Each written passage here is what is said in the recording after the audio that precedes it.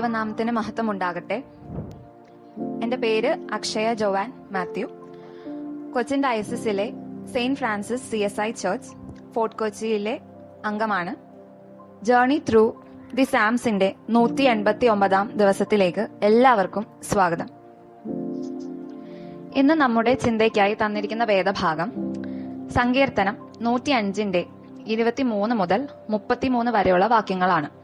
ദൈവം ഇസ്രായേൽ മക്കളോടും പൂർവ്വപിതാവായ അബ്രഹാമിനോടും ചെയ്ത വാഗ്ദത്തം പാലിക്കപ്പെടാൻ അവിടുന്ന് നടത്തുന്ന ഇടപെടലുകളാണ് ഈ ഭാഗത്ത് നാം മനസ്സിലാക്കുന്നത്. ഉൽപ്പത്തി 12 അധ്യായം 1 മുതൽ 3 വരെയുള്ള വാക്യങ്ങളിൽ കർത്താവ് അബ്രഹാമിന് നൽകിയ വാഗ്ദാനം നമ്മൾ വായിച്ചിട്ടുണ്ടല്ലോ. ഇന്നത്തെ പാഠത്തിൽ സങ്കീർത്തനക്കാരൻ ഉൽപ്പത്തി 46 മുതൽ പുറപ്പാട് 12 അധ്യായം 42 വരെയുള്ള കാലഘട്ടത്തെക്കുറിച്ചാണ് സംസാരിക്കുന്നത്. ഇസ്രായേലിയർക്ക് മിസ്രൈം ദേശത്ത് വെച്ച് ഫറവോന്റെ അടിമത്തത്തിൽ കീഴിൽ ദുരിതം അനുഭവിക്കേണ്ടി വന്നപ്പോൾ അവർ യഹോവയോട് നിലവിളിച്ചു. യഹോവ അവരുടെ നിലവിളി കേട്ടു. നമുക്ക് ഈ സങ്കീർത്തന ഭാഗത്തിലെ ഓരോ വാക്യങ്ങളെയും കുറിച്ചും ചിന്തിക്കാം. സങ്കീർത്തനം 105 23 വാക്യം. അപ്പോൾ ഇസ്രായേൽ മിസ്രൈമിലേക്ക് ചെന്നു, യാക്കോബ് ഹാമിന്റെ ദേശത്ത് പാർത്തു. ഇസ്രായേലിയർ മിസ്രൈമിൽ ചെന്ന ആദ്യകാലത്ത് അവർക്ക് ഒരു പക്ഷേ നല്ല ട്രീറ്റ്മെന്റ് ആയിരിക്കാം ലഭിച്ചിരിക്കുക. ഇവിടെ ഹാമിന്റെ ദേശം എന്ന് ഉദ്ദേശിച്ചിരിക്കുന്നത് മിസ്രൈമിനെയാണ്.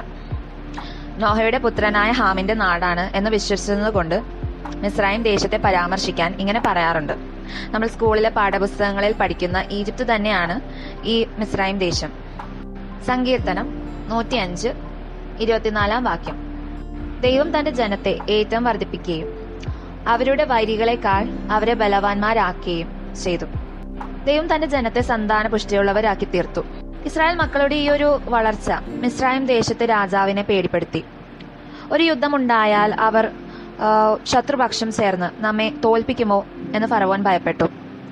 നമ്മളും ഇങ്ങനെ തന്നെയാണല്ലോ. നമ്മുടെ ഓപ്പോസിറ്റായ ടീമിന് അത് കളിയിലാണെങ്കിൽ പോലും ബലം കൂടുന്നത് നമുക്ക് സഹിക്കാൻ പറ്റുന്ന കാര്യമാണോ? 105 25 വാക്യം. തന്റെ ജനത്തെ പകപ്പാനും തന്റെ ദാസന്മാരോട് ഉപായം പ്രയോഗിപ്പാനും അവൻ അവരുടെ ഹൃദയത്തെ മറിച്ചു കളഞ്ഞു. ഇസ്രായേൽ മക്കൾക്കെതിരെ ഫറവോന്റെ ഹൃദയം കഠിനമായ സമയത്തെക്കുറിച്ചാണ് ഇവിടെ പറയുന്നത്. മിസ്രൈംകാർ ദൈവജനത്തിനെതിരെ തിരികെയും അവരോട് മോശമായി പെരുമാറുകയും കഠിനവേലയിലൂടെയും അടിച്ചമർത്തലിലൂടെയും അവരുടെ ജീവിതം ദുരിതത്തിലാക്കുകയും ചെയ്തു. ഏറ്റവും മോശമായ അവസ്ഥയിൽ നിന്ന് നല്ലതിലേക്ക് വരുമ്പോഴാണ് അതിന് ഏറ്റവും കൂടുതൽ വാല്യൂ ഉണ്ടാകുന്നതെന്ന് നമുക്കെല്ലാം അറിയാം. 105 26 വാക്യം. അവൻ തന്റെ ദാസനായ മോശയെയും താൻ തെരഞ്ഞെടുത്ത അഹരോനെയും അയച്ചു. ഫറവോന്റെ കീഴിലെ ഈ ഒരു ദുരിത നിമിത്തം ഇസ്രായേൽ മക്കൾ യഹോവയോട് നിലവിളിച്ചു. തന്റെ ജനമായ ഇസ്രായേലിനെ മിസ്രൈം ദേശത്തു നിന്ന് വിടുവിക്കാൻ ദൈവം തെരഞ്ഞെടുത്ത ലീഡേഴ്സ് ആയിരുന്നു മോശയും അഹരോനും. മോശ ഇസ്രായേൽ മക്കളോട് ചെന്ന്, നിങ്ങളുടെ പിതാക്കന്മാരുടെ ദൈവം എന്നെ നിങ്ങളുടെ അടുക്കൽ അയച്ചിരിക്കുന്നു എന്ന് പറഞ്ഞു. നമ്മുടെ ക്ലാസ്സിൽ നല്ലൊരു ലീഡർ വന്നാലുള്ള അവസ്ഥ എന്താണെന്ന് നമുക്കെല്ലാം അറിയാം. 105 27 വാക്യം. ഇവർ അവരുടെ ഇടയിൽ ഹാമിന്റെ ദേശത്ത് അത്ഭുതങ്ങളും കാണിച്ചു. കർത്താവിന്റെ കൽപ്പന പ്രകാരമായിരുന്നു മോശ പല അത്ഭുതങ്ങളും കാണിച്ചിരുന്നത്. ഇത് നിരാശയിൽ കഴിഞ്ഞിരുന്ന ഇസ്രായേൽ മക്കളെ പ്രത്യാശയുള്ളവരാക്കി. അങ്ങനെ അവർ മോശയെയും അഹരോനെയും വിശ്വസിക്കുകയും അവരുടെ വാക്കുകൾ കേൾക്കുകയും ചെയ്തു. നമുക്ക് ഒരാളിൽ വിശ്വാസം വരാൻ വലിയ പ്രയാസമാണല്ലോ. വിശ്വാസം ഉണ്ടെങ്കിലല്ലേ അവരെ അനുസരിക്കാൻ തോന്നുന്നത്. 105 28 വാക്യം. അവൻ ഇരുളയച്ചു, ദേശത്തെ ഇരുട്ടാക്കി. അവർ അവന്റെ വചനത്തോട് മറുത്തതുമില്ല. യഹോവയുടെ വചനപ്രകാരം മോശ ആകാശത്തേക്ക് കൈനീട്ടിയപ്പോൾ മിസ്രൈം ദേശത്ത് 3 ദിവസം ഇരുട്ട് വ്യാപിച്ചു. അതുകൊണ്ട് തന്നെ അവർക്ക് പരസ്പരം കാണാനോ സഞ്ചരിക്കാനോ പകൽ ഏതാണ് രാത്രി ഏതാണെന്ന് മനസ്സിലാക്കാനോ കഴിയാത്ത വിധം അത്രയ്ക്കും ഇരുട്ട്.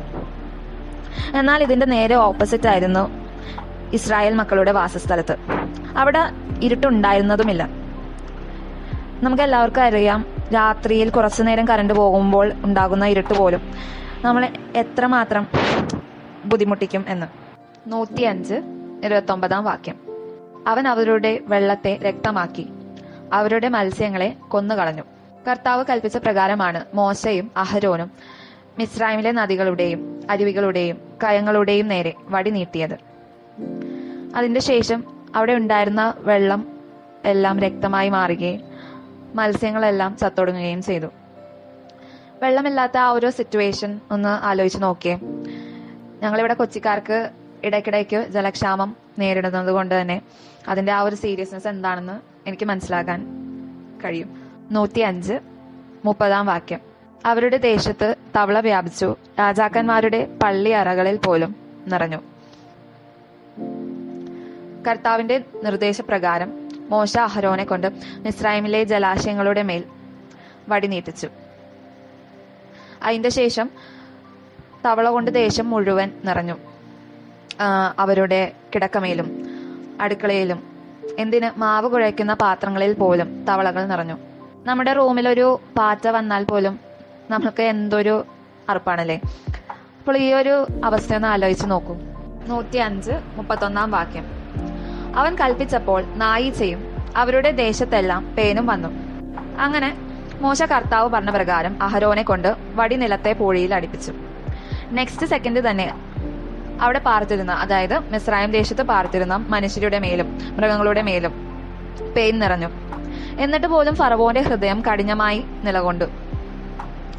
കർത്താവ് മിസ്രൈം ദേശം മുഴുവനും ഈച്ചകളെ കൊണ്ട് നിറച്ചു. അതേസമയം ഇസ്രായേൽ ജനം വസിക്കുന്ന പ്രദേശത്തെ അവൻ ഇതിൽ നിന്ന് ഒഴിച്ചു നിർത്തി. നമുക്കറിയാം, പറക്കുന്ന ഒരു ഈച്ച പോലും നമ്മെ അസ്വസ്ഥതപ്പെടുത്താറുണ്ട്. അപ്പോൾ മേൽ പറഞ്ഞ ആ ഒരു സിറ്റുവേഷൻ നമുക്ക് ചിന്തിക്കാൻ കൂടി പറ്റാത്തതാണ്. 105 32 വാക്യം.